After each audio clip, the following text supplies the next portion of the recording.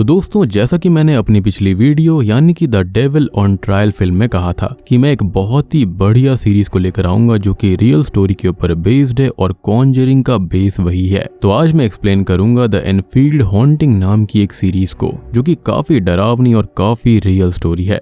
आपको देखने में बहुत ही ज्यादा मजा आने वाला है। और अगर आपने द डेविल ऑन ट्रायल को नहीं देखा है तो उसको भी जाकर देखना। वो नेटफ्लिक्स के ऊपर हाल ही में ही रिलीज हुई है, काफी बढ़िया है और रियल स्टोरी के ऊपर बेस्ड है। इस सीरीज की IMDb रेटिंग है 7 स्टार्स आउट ऑफ 10, जो कि काफी बढ़िया, काफी हाई है। और हाँ दोस्तों, एक बहुत बड़ी अनाउंसमेंट है। 29 अक्टूबर को मैं आ रहा हूँ द्वारका सेक्टर 1 के पैसिफिक मॉल के अंदर। तो अगर आप मुझसे मिलना चाहते हो, हैलोवीन इवेंट को एंजॉय करना चाहते हो, पार्टी करना चाहते हो, तो जरूर आना।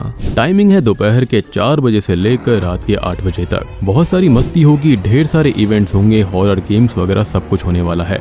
और इस इवेंट को ऑर्गेनाइज करवा रहे हैं कॉस्प्ले एमिगोस। उनके ऑफिशियल इंस्टाग्राम का लिंक आपको नीचे डिस्क्रिप्शन में और पिन्ड कमेंट में मिल जाएगा। वहां पर जाकर आप अपनी टिकट्स को परचेज कर सकते हैं और बाकी सारी इन्फॉर्मेशन तो आपको वो बता ही देंगे।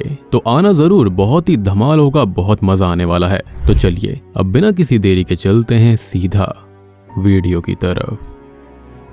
तो ये सीरीज एक असली घटना के ऊपर आधारित है, जिसके ऊपर किताब एनफील्ड पोल्टरगाइस्ट आई थी और उस किताब के ऑथर गाय लायन प्लेफेयर थे, जिनका इस सीरीज के अंदर एक रोल प्ले भी है। और अभी तक 1977 एनफील्ड हॉन्टिंग के ऊपर कुछ मूवीज बन भी चुकी हैं, जिनका स्टोरी का बेस सेम है और काफी चीजें बदल दी गई हैं। लेकिन इस सीरीज के अंदर एक एक चीज को बिल्कुल सही रखा गया है। वहां पर क्या हुआ था, कौन कौन वहां पर थे, एकदम बिल्कुल सच सब कुछ दिखाया जाएगा। तो कहानी शुरू होती है 1977 लंदन के एनफील्ड अपार्टमेंट से, जहां पर हम देखते हैं पैगी हॉजसन नाम की एक लेडी को, जिसके 4 बच्चे हैं। 2 बेटियां जिसमें है जैनेट और मार्गरेट हॉजसन, और 2 बेटे हैं जॉनी और बिली, जिनमें से जॉनी रेसिडेंशियल स्कूल में रहता है और बाकी बच्चों को पैगी अपने साथ ही रखती है और लोकल स्कूल में ही भेजती है। पैगी का पति उसे कुछ टाइम पहले ही डिवोर्स देकर जा चुका है, जिससे पैगी अकेले ही अपने बच्चों को संभाल रही है और फाइनेंशियली, इमोशनली काफी स्ट्रगल कर रही है।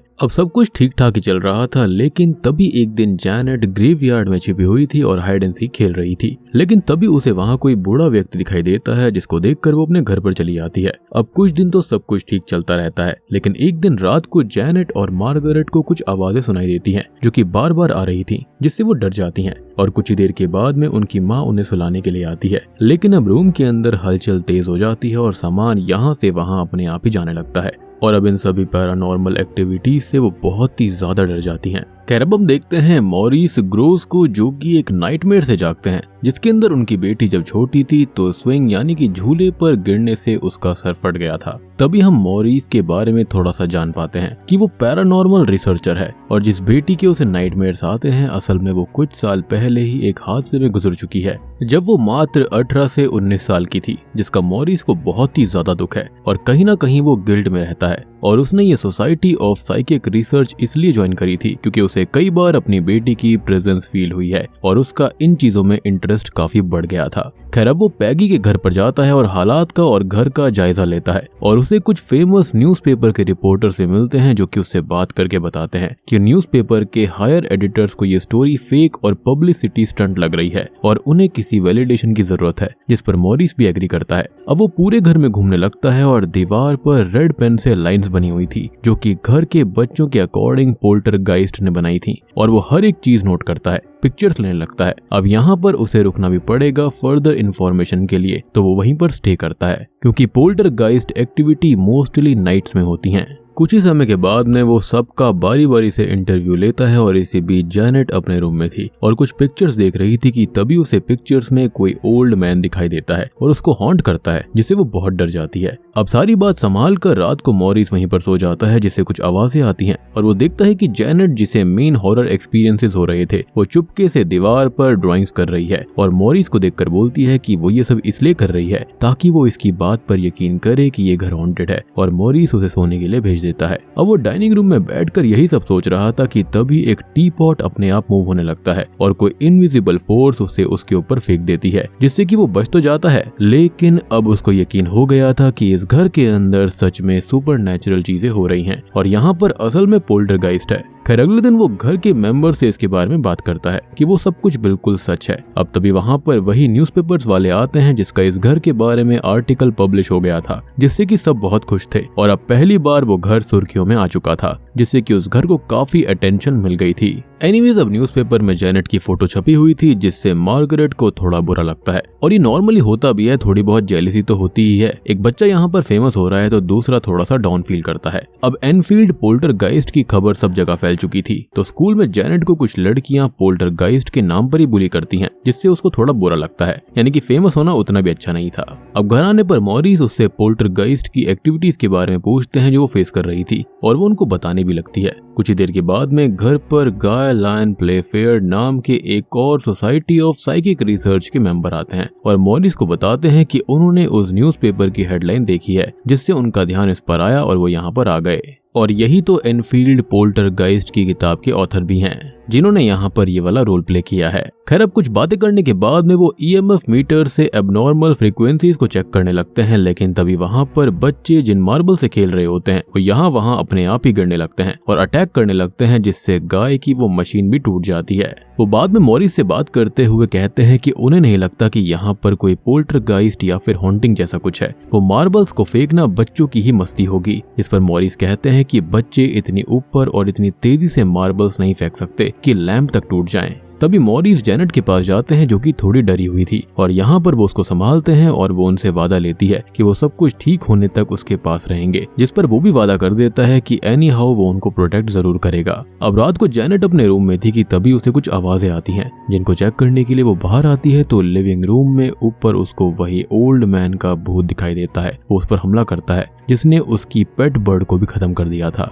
और जब सब वहाँ पर आते हैं तो वो वहाँ से गायब हो जाता है। मॉरिस और गाय जेनेट के रूम में लगे हुए कैमरा की रिकॉर्डिंग भी देखते हैं, तो उसके अंदर उन्हें कुछ पल के लिए कुछ तो धुंधला सा दिखाई देता है, जो कि बहुत ही वियर्ड चीज थी। खैर अब यहाँ पर गाय को अभी भी यकीन नहीं था कि यहाँ कोई पोल्टरगाइस्ट हो सकता है, लेकिन मॉरिस को बिल्कुल यकीन था, क्योंकि उसके साथ में वो पॉट वाला हादसा हुआ था। अब गाय ब्राजील के एक हादसे के बारे में बताते हैं, जहाँ पर एक लड़का पोजीशन में था और गाय को पहले तो यकीन नहीं हुआ था, लेकिन उन्होंने उसे लेविटेट होते हुए देखा था और वो बच्चा भी एंड में बच नहीं पाया। अब मॉरिस गाय को अपने बारे में बताते हैं कि वो सोसाइटी ऑफ साइकिक रिसर्च में अपनी बेटी के जाने के बाद आए, जिसका नाम जेनेट था, और अब गाय कहते हैं कि इसलिए मॉरिस इस केस में इंटरेस्टेड है, क्योंकि यहाँ पर मेन विक्टिम का नाम भी जेनेट है और वो उसके अंदर अपनी बेटी को देखकर अपने ग्रीफ को कम करना चाहता है, और ये मान रहा है कि ये घर हॉन्टेड है जहाँ पर पोल्टरगाइस्ट है और अब वो यहाँ पर नहीं रह सकते। जिस पर मॉरिस उन्हें समझाने की कोशिश करते हैं, लेकिन वो कुछ भी नहीं सुनते। अब वो मॉरिस को वहाँ से घर भेज देते हैं और ये देखकर जेनेट बहुत रोती है। खैर वो अपने रूम में जाती है, जहाँ पर कोई इनविजिबल फोर्स कर्टन से उसका गला घोटने लगती है, और जब गाय ये देखते हैं तो उसे बचाने जाते हैं, और अब वो इनविजिबल पोल्टरगाइस्ट उन्हें उठाकर दूर फेंक देता है, जिससे अब फाइनली उनको यकीन हो जाता है, जो कि इस बात को तो साबित करता है कि जब तक खुद के साथ कुछ ना हो तब तक इंसान कुछ नहीं मानता।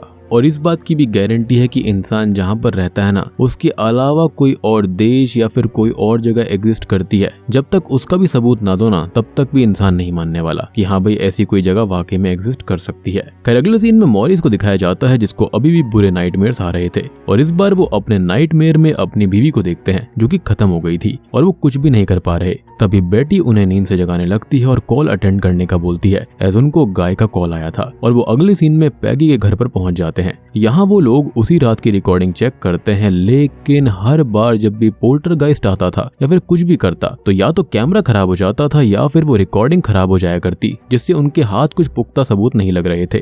मॉरिस अब यहाँ पर सजेस्ट करते हैं कि जेनेट पर हमला हुआ था तो वो यहाँ पर खतरे में है और उन्हें उसे यहाँ से कहीं और ले जाना चाहिए, और वो उसे उसके नेबर्स के घर छोड़ आते हैं। वापस आकर मॉरिस गाय से किसी आदमी के बारे में बात करते हैं, जिसने कोई ब्लड रिचुअल करके खुद को पोल्टरगाइस्ट से अटैच कर लिया था, जिस पर गाय बोलते हैं कि वो लोग ये तरीके इस्तेमाल नहीं कर सकते और ये बेकार भी है। लेकिन हम मॉरिस को अकेले में वो रिचुअल करता हुआ देख पाते हैं, जिसके अंदर वो अपने हाथ पर कट लगाते हुए कुछ चैंटिंग कर रहे होते हैं। अब यहाँ पर जेनेट को दिखाया जाता है, जिसे उसके नेबर्स के घर पर भी वही ओल्ड मैन पोल्टरगाइस्ट आकर उसे हॉन्ट करता है, जिससे वो बहुत डर जाती है। उसके नेबर्स उसे वापस उसके घर भेज देते हैं। अब जब पोल्टरगाइस्ट उसके पीछे पड़ा हुआ है तो उसे कहीं और रखने का फायदा नहीं था, यानी कि पोल्टरगाइस्ट ने उससे खुद को अटैच कर लिया था। और ये हॉरर मूवी से हमको हमेशा से पता चला है कि यहाँ पर जगह बदलने से कुछ नहीं होता।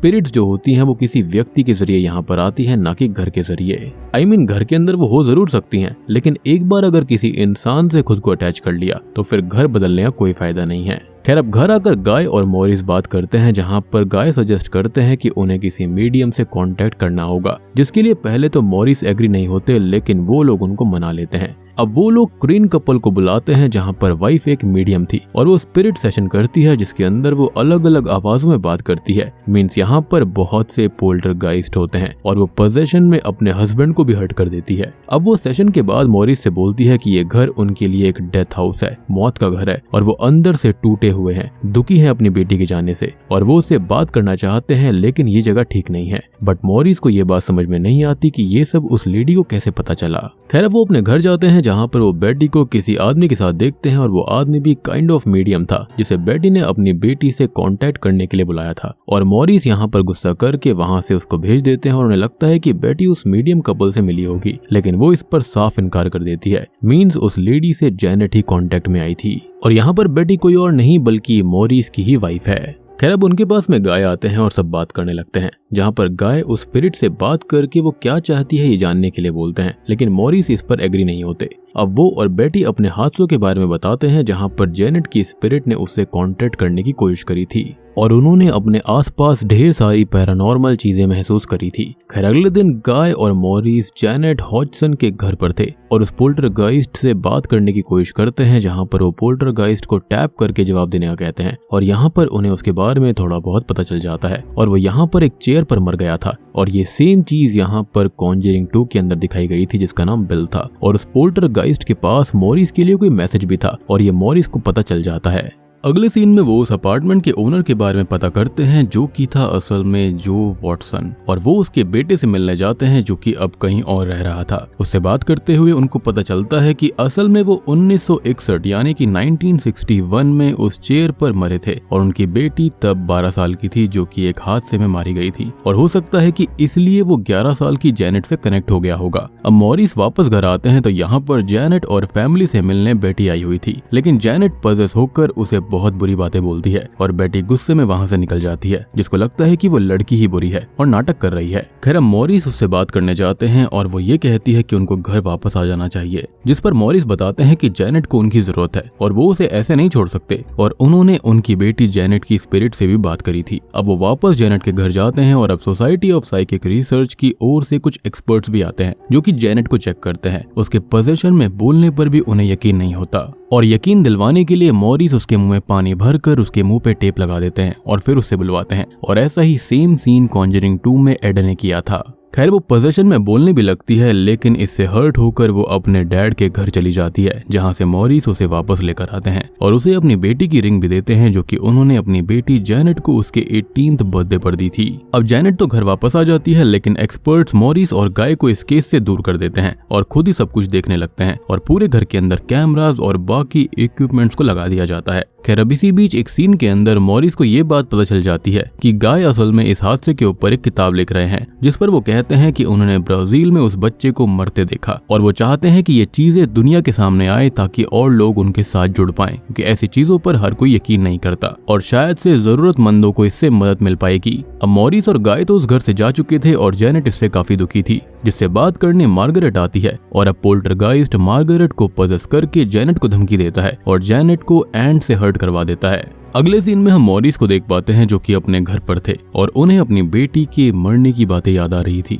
तभी बेटी उन्हें न्यूज़पेपर दिखाती है, जिसके अंदर उस घर की हॉन्टिंग को झूठ बताया गया था, और वो एक्सपर्ट्स भी वहां पर यही कह रहे थे कि ये सब एक झूठ है, एक नाटक है, खाली पॉपुलैरिटी पाने के लिए। अब जेनेट और मार्गरेट मॉरिस से मिलने आती हैं और उस हादसे के बारे में बताती हैं, और जेनेट की बॉडी पर पोल्टरगाइस्ट ने बहुत सारे घाव भी दे दिए थे। मॉरिस और गाय वापस घर आते हैं और अपना काम शुरू कर देते हैं, जो कि अनऑफिशियल था। इस बार वो जो वॉटसन की एशेस लेकर आए थे, जिन्हें फ्यूनरल होम से किसी ने पिक ही नहीं किया था, और अब जेनेट के साथ एग्जॉर्सिज्म जैसी ही एक चीज डिस्पोजेशन शुरू करी जाती है, और यहाँ पर दोनों में डिफरेंस है। और अगर आप चाहते हो मैं यहाँ पर एक्सॉर्सिज्म और डिस्पोजेशन के बारे में डिटेल में बताऊं तो कमेंट सेक्शन के अंदर जरूर बता देना। साथ ही साथ यहाँ पर एक बहुत ही इंटरेस्टिंग सीरीज है ऐसी ही टॉपिक पर। उसके अंदर तो अभी हाल ही में हुए रियल हादसों के ऊपर बताया गया है, जो कि नेटफ्लिक्स की एक बहुत बढ़िया सीरीज है। तो अगर आप चाहते हो कि मैं उसको भी एक्सप्लेन कर दूं तो जल्दी से बता देना, उसको भी मैं कल ही एक्सप्लेन कर दूंगा। खैर, अब यहाँ पर पोजेशन के अंदर जेनेट बहुत कुछ बोलती है, लेकिन फाइनली वो ये मॉरिस से उनकी बेटी जेनेट की आवाज में कहती है कि उसने उन्हें कभी माफी नहीं किया और इसी जवाब के लिए तो वो हमेशा घूमता रहता है। और ये सुनकर वो टूट जाते हैं और जो वॉटसन की स्पिरिट वहां से हमेशा के लिए चली जाती है, जिसके साथ ही जेनेट भी फ्री हो जाती है। लेकिन क्या हॉन्टिंग्स वाकई में खत्म हुई थी? तो नहीं, क्योंकि अभी एक चीज बाकी है जिसके बारे में मैं आपको थोड़ी देर में बताऊंगा, जो कि काफी भयानक है।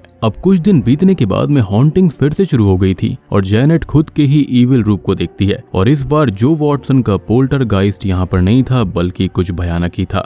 पोल्टरगाइस्ट उसको हॉन्ट करता है, हर्ट कर देता है और उसे हॉस्पिटल भेजा जाता है, जहां पर डॉक्टर्स भूत वगैरह तो मानते नहीं हैं। इसलिए वो उसे मेंटली इल समझकर उसके ऊपर इलेक्ट्रिक शॉक ट्रीटमेंट शुरू कर देते हैं। यहाँ पर मॉरिस जेनेट की फिक्र में थे और बेटी उनसे कुछ वक्त के लिए वेकेशन पर जाने के लिए कहती है, ताकि वो लोग अपनी परेशानी से, टेंशन और दुख से बाहर निकल पाएंगे। लेकिन मॉरिस इस बात पर एग्री नहीं होते, जिससे उनके बीच झगड़ा हो जाता है। और याद करो, कॉन्जरिंग 2 के अंदर भी ऐसी ही चीज हुई थी, जहां पर वो पोल्टरगाइस्ट खतरनाक वाला कोई और नहीं बल्कि द नन यानी कि वैलक था। एनीवेज, यहाँ पर अपनी बेटी के ऊपर इलेक्ट्रिक शॉक ट्रीटमेंट देखकर पैगी बहुत दुखी थी। और जब डॉक्टर्स गाय और मॉरिस की ये बात नहीं मानते कि वो बेचारी तो असल में पोल्टरगाइस्ट के कब्जे में है, तो पैगी डॉक्टर से कहती है कि जेनेट नाटक कर रही है और वो उसको जरूर समझाएगी, लेकिन वो लोग इलेक्ट्रिक शॉक्स को रोक दें। अब जेनेट घर आ जाती है और दूसरी ओर मॉरिस बेटी को कन्फ्रंट करते हैं कि उसे उनकी बेटी जेनेट के बॉयफ्रेंड के बारे में पता था, उसके पास बाइक है पता था, उसने बताया नहीं था लेकिन, और अगर वो उन्हें बता देती तो वो उस लड़के से जेनेट को दूर रखते, कुछ करते। और बेटी उनको समझाती है कि असल में ये सब उन दोनों के अंदर का दुख था जो कि अब फूट कर बाहर आया है और अब सब कुछ शांत हो जाएगा। मॉरिस अब जेनेट के पास वापस जाते हैं और यहाँ पर जेनेट को बहुत सारे पोल्टरगाइस्ट हॉन्ट कर रहे थे, जिसके बारे में गाय ने पहले भी कहा था कि जो वॉटसन को भगाने के चक्कर में शायद उन्होंने किसी बुरे या तो फिर किसी और को बुला लिया है। लेकिन ये सब पोल्टरगाइस्ट किसी और वजह से आए हैं, किस वजह से इसके बारे में अभी आपको बताता हूँ। खैर, मॉरिस यहाँ पर जेनेट को घुमाने के लिए ले जाते हैं, उसके अंदर के गुस्से को शांत करने के लिए, ताकि वो मन भरकर चिल्ला पाए,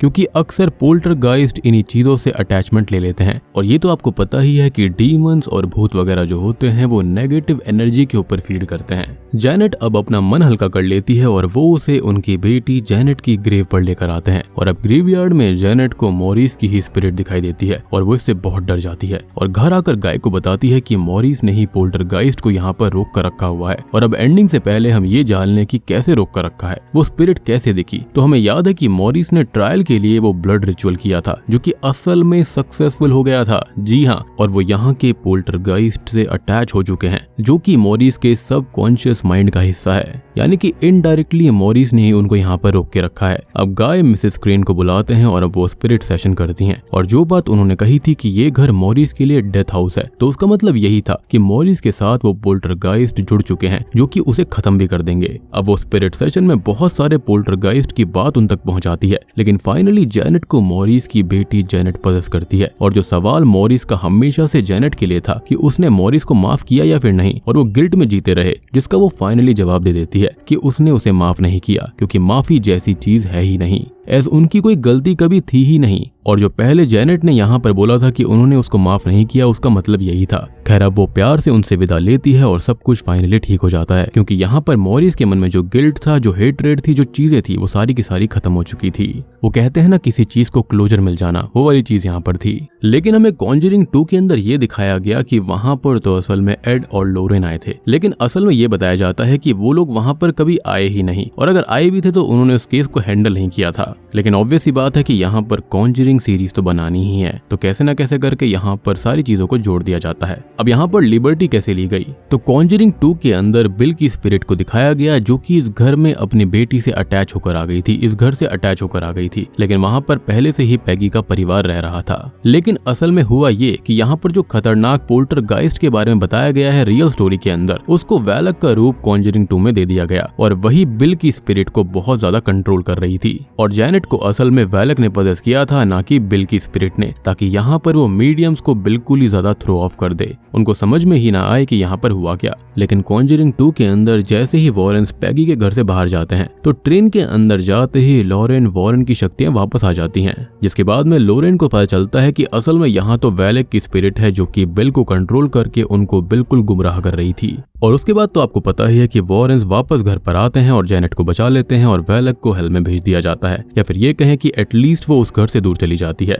खैर अब इस सीरीज पर और रियल कहानी पर वापस आ जाते हैं तो मॉरिस और गाय हॉडसन फैमिली से विदा लेते हैं। मॉरिस का अब जेनेट से पिता बेटी वाला रिश्ता बन गया था जो कि आगे भी कायम रहा और अब वो अपनी पर्सनल लाइफ में भी क्लोजर पा चुके थे और बेटी भी अपनी बेटी को अपनी प्यारी यादों में रखकर काफी खुश थी और वो दोनों ऐसे ही खुशी खुशी लाइफ बिताते रहते हैं। हॉडसन फैमिली में भी सब कुछ ठीक हो गया था और जेनेट अपनी नई और खुशहाल जिंदगी में आगे बढ़ जाती है। और बूम, इसी के साथ में द एनफील्ड हॉन्टिंग सीरीज यहीं पर खत्म हो जाती है। तो दोस्तों ये थी द एनफील्ड हॉन्टिंग की वाकई में घटी हुई सच्ची घटना। उम्मीद करता हूँ कि आपको ये सीरीज पसंद आई होगी। अब देखो यहाँ पर वॉरेन्स का नामो निशान तक नहीं है। उन्होंने इस घर को स्टडी किया था और बताया भी था कि हाँ भाई ये घर हॉन्टेड है, लेकिन यहाँ पर उनका ज्यादा रोल नहीं है और यहाँ पर जो असल काम किया था वो मॉरिस और गाय ने किया था। एंड आई एम श्योर कि जब ये मूवी बनी होगी तो इनको अच्छा खासा पैसा भी दिया गया होगा। ऑब्वियस सी बात है कि रियल स्टोरी को और मूवी को बनाने के लिए राइट्स वगैरह तो देने ही पड़ते हैं। बाकी आप लोग मुझे बताना कि आपको ये असल घटना जानकर कैसा लगा, वॉरेन्स यहाँ पर नहीं आए थे ये सुनकर कैसा लगा। इस कहानी को डेली मिरर नाम के न्यूज़पेपर के अंदर रेगुलरली कवर किया था जब तक 1979 के अंदर इसका क्लोजर नहीं हो गया। अब देखो इस कहानी की एक दूसरी साइड भी है जहाँ पर रेने हेन्स नाम के एक रिसर्चर ने इस पूरी चीजों के ऊपर काम किया था। उनका ये मानना था कि लड़कियां यहाँ पर ट्रिकरी प्रैक्टिस कर रही थी, मैजिक प्रैक्टिस करती थी, जिसके चलते ही उन्होंने सारे के सारे इन्वेस्टिगेटर्स को थ्रो ऑफ किया, यानी कि उनसे झूठ बोला। अब देखो यहाँ पर फिर से वही बात आती है कि भाई जिसके साथ होता है वही जान सकता है, वही बता सकता है। अब मॉरिस और गाय यहाँ पर ये कहते हैं कि हॉन्टिंग्स हुई थी। डीमोनोलॉजिस्ट एड और लॉरेन वॉरेन ने भी कहा था कि हाँ यहाँ पर सुपरनैचुरल चीजें हैं। बाकी कई लोग ये बोलते हैं कि यहाँ पर कुछ भी नहीं है। तो ये तो मैं आप पर छोड़ता हूँ कि आप क्या यकीन करते हो। क्या आपको लगता है कि वहां पर वाकई में ऐसी हॉन्टिंग्स हुई थी या फिर ये सारी की सारी चीजें फेक थी खाली पॉपुलैरिटी पाने के लिए? कमेंट सेक्शन के अंदर अपनी राय जरूर देना। तो वीडियो पसंद आई हो, सीरीज पसंद आई हो तो लाइक कर देना और जिस सीरीज के बारे में मैंने कहा है उसको भी जानना है तो उसके बारे में कमेंट सेक्शन में लिख देना, उसका एक्सप्लेनेशन जल्दी से ले आऊंगा। चैनल के ऊपर नए हैं तो सब्सक्राइब कर लीजिए ऐसी ही इंटरेस्टिंग वीडियोस के लिए, क्योंकि आने वाला कंटेंट इससे भी धमाकेदार होगा और एक बड़ी अनाउंसमेंट भी होगी। और हाँ, जैसा कि मैंने शुरुआत में बताया कि मैं द्वारका सेक्टर 1 के स्पेसिफिक मॉल में आ रहा हूँ, तो अगर आप मुझसे मिलना चाहते हैं, सवाल जवाब करना चाहते हैं, एंजॉय करना चाहते हैं हैलोवीन पार्टी को, तो वहां पर जरूर आना। लोकेशन वगैरह सारी चीजें मैं आपको डिस्क्रिप्शन में दे दूंगा। आपको टिकट्स वगैरह कैसे परचेज करनी है सब कुछ आपको डिस्क्रिप्शन में ही मिल जाएगा। तो मैं आप सबको मिलता हूँ अगली वीडियो के साथ में, तब तक के लिए